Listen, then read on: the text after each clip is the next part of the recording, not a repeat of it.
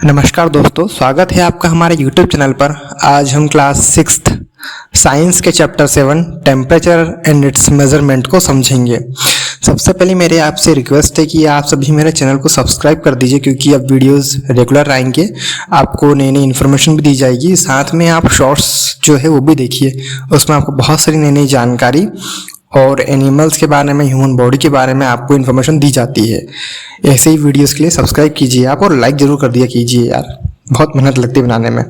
चलिए हम शुरू करते हैं। जो दो भाई बहन हैं, लैम्बॉक और उसकी बड़ी बहन फीबन, जो कि है ना शिलोंग में रहते हैं। एक दिन दोनों जो है स्कूल से आते हैं, तो जो लैम्बॉक है, जो भाई है, वो बोलता है कि दीदी मुझे कुछ गर्माहट महसूस हो रही है, मेरी तबीयत ठीक नहीं लग रही है। तो उसकी जो बड़ी बहन है वो उसके सिर पर हाथ रखती है, तो उसका जो सिर है वो थोड़ा गर्म लगता है। उसे लगता है कि ये शायद फीवर हो सकता है। तो उसके लिए वो क्या करती है कि वो थर्मोमीटर निकालती है अपनी अलमारी से, उसका टेम्परेचर मेज़र करती है। अब टेम्परेचर मेज़र करने के बाद उसे पता चलता है कि इसका टेम्परेचर जो है वो थोड़ा बढ़ा हुआ आया है, यानी कि उसके भाई को हल्का सा फीवर है। वो इसी जो टॉपिक को अपने टीचर के सामने रखती हैं। आइए देखते हैं वो लोग क्या बातचीत करते हैं।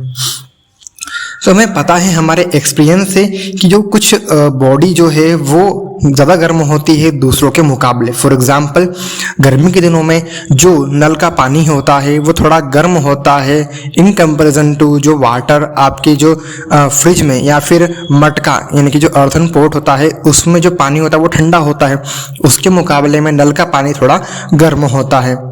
तो ये जो है गर्म और ठंडी दो प्रकार की वस्तुओं में जो टेम्परेचर डिफरेंस आता है वो बहुत सारे फैक्टर्स पर डिपेंड करता है। एनवायरनमेंट उसमें की रोल प्ले करता है। आइए हम आगे समझते हैं इसे।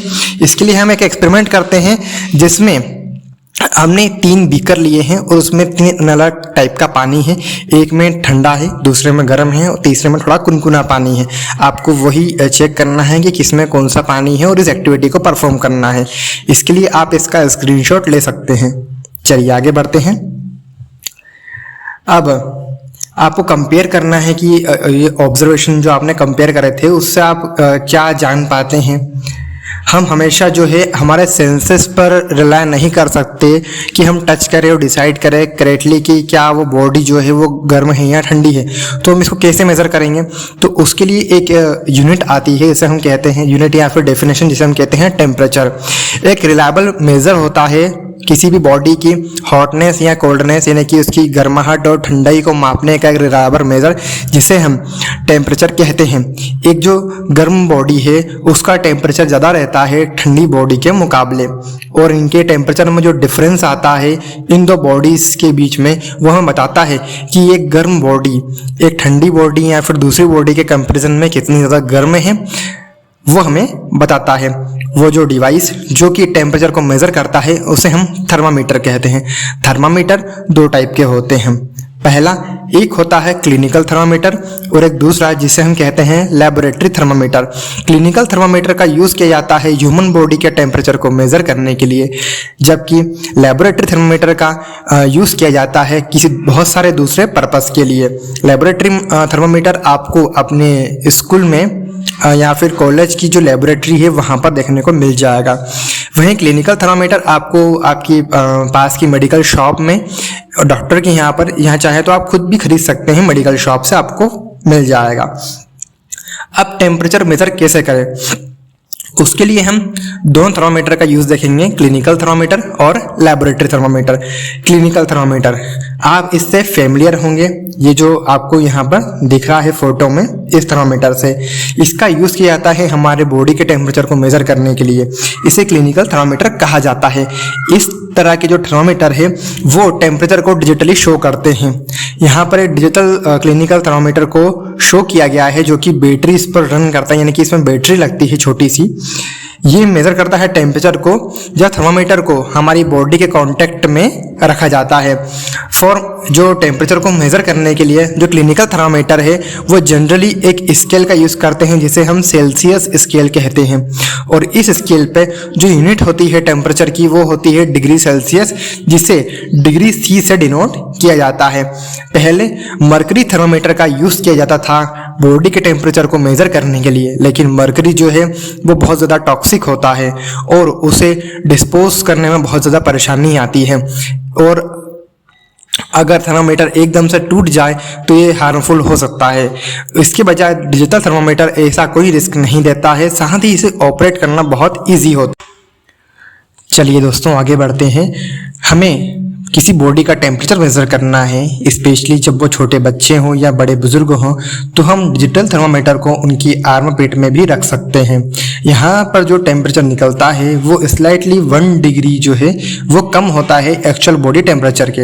यहाँ पर एक अनदर स्केल होती है टेम्परेचर की, जिसे हम फ़ारेनहाइट स्केल कहते हैं। इस स्केल में जो यूनिट ऑफ टेम्परेचर है वो डिग्री फ़ारेनहाइट होता है, जिसे हम डिग्री F से डिनोट करते हैं। टेम्परेचर को 37 डिग्री सेल्सियस स्केल पर मेज़र किया जाता है, जो कि बराबर होती है 98.6 डिग्री फ़ारेनहाइट के फ़ारेनहाइट स्केल पर। जो फ़ारेनहाइट स्केल है वो साइंटिफिक स्टडीज़ में अब यूज़ नहीं की जाती है। इसकी जगह पर एक अनदर स्केल यूज़ की जाती है टेम्परेचर को मेज़र करने के लिए, जिसे हम केल्विन स्केल कहते हैं। इस स्केल में जो यूनिट ऑफ टेम्परेचर है वो केल्विन होती है और इसे हम डिनोट करते हैं K से। आपको ये भी पता होना चाहिए कि जो SI यूनिट है टेम्परेचर की वो भी केल्विन ही है।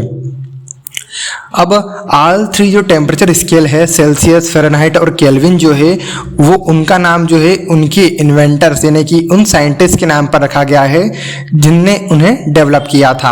अब हम टेम्परेचर को सेल्सियस से केल्विन में कन्वर्ट कर सकते हैं। Temperature in Kelvin scale equal to temperature in Celsius scale plus 273.15। अब यहाँ पर हमें आगे बढ़ना है। लेबोरेटरी थर्मामीटर क्या होता है? तो यहाँ पर लेबोरेटरी थर्मामीटर बहुत सारे टाइप के होते हैं, लेकिन जो एक आपके स्कूल लेबोरेटरी में जो अवेलेबल होता है वो इस तरह से दिखता होगा। यहाँ पर एक long narrow uniform glass tube होती है जो कि सील्ड होती है, और उसके वन एंड पे जो ट्यूब है उसमें एक बल्ब होता है जिसमें एक लिक्विड होता है। आउटसाइड द बल्ब जो ट्यूब में एक नैरो कॉलम होता है लिक्विड का, जो कि देखा जा सकता है। यहाँ पर सेल्सियस स्केल मार्क की जाती है अलोंग द ट्यूब। जो लिक्विड कॉलम जो है वो राइज होता है, फॉल होता है यानी कि चढ़ता है, और नीचे आ जाता है वापस से किसके रिस्पेक्ट में? चेंज इन टेम्परेचर, यानी कि अगर टेम्परेचर बढ़ेगा तो वो चढ़ेगा, अगर टेम्परेचर जो है वो कम होगा तो वो पारा गिर जाएगा। जो लिक्विड यूज़ किया जाता है लेबोरेटरी थर्मामीटर में वो जनरली अल्कोहल होता है, और उसको रेड कलर से ना रंग दिया जाता है ताकि वो इजीली सीन हो, या फिर मरकरी होता है वो। चलिए अब बात करते हैं एयर टेम्परेचर की। आपने देखा होगा थर्मामीटर्स को, जैसा कि इस फिगर में देख सकते हैं आप। ये है रूम थर्मामीटर जो आपकी स्कूल लेबोरेटरी की दीवार में टंगे होते हैं, डॉक्टर के क्लिनिक पर और हॉस्पिटल्स में आपने देखे होंगे। ये एक हमें अप्रोक्सीमेट आइडिया देखते हैं कि रूम टेम्परेचर कितना है। आपने वेदर रिपोर्ट देखी होगी न्यूज़पेपर में, टीवी न्यूज़ में या इंटरनेट पर, वहाँ पर वो मेंशन करते हैं मैक्सिमम और minimum temperature of the day, या फिर टुडे या फिर टुमारो जो भी है, तो वो इसी के बेसिस पे रहता है। अब देखिए आपको एक्टिविटी दी है, यहाँ पर आपको मैक्सिमम और मिनिमम एयर टेम्परेचर को नोट करना है डेट के साथ में। अब क्या मैक्सिमम और मिनिमम टेम्परेचर जो है वो दिन भर सेम रहता है? नहीं, क्योंकि जो वेदर है वो सेवरल फैक्टर्स पर डिपेंड करता है, और ये जो टेम्परेचर है वो हर एक दिन हर समय अलग अलग हो सकता है, पर ये ज़रूरी भी नहीं है। हो सकता है दिन भर सेम भी हो या नहीं भी हो सकता है। जनरली जैसे ही हम समर सीजन की तरफ जाते हैं तो जो टेम्परेचर है वो बढ़ जाता है, और जैसे ही हम विंटर सीजन यानी कि ठंडी के मौसम की तरफ आते हैं तो जो टेम्परेचर है वो गिर जाता है। यहाँ पर बहुत सारी टेक्निक्स हैं टेम्परेचर को मेज़र करने के लिए। अब आपने साइंटिस्ट के नाम सुना है? अन्ना मनी, जो कि एक इंडियन साइंटिस्ट थी जिन्हें हम वेदर वुमन ऑफ इंडिया भी कहते हैं। इन्होंने बहुत सारे यानी कि large number of weather measurement instruments को इन्वेंट किया है ताकि ये लोकली वेदर को मेज़र कर सकते हैं इनके बना के इंस्ट्रूमेंट। आप इनका नाम जो है गूगल पर सर्च कीजिएगा। तो आज के लिए इतना ही, मिलते हैं नेक्स्ट वीडियो में। तब तक के लिए thank you and good bye, और चैनल को सब्सक्राइब कर दीजिएगा। मेरी एक हम्बल सी रिक्वेस्ट है आपसे, और लाइक भी कर दीजिएगा। Thank you.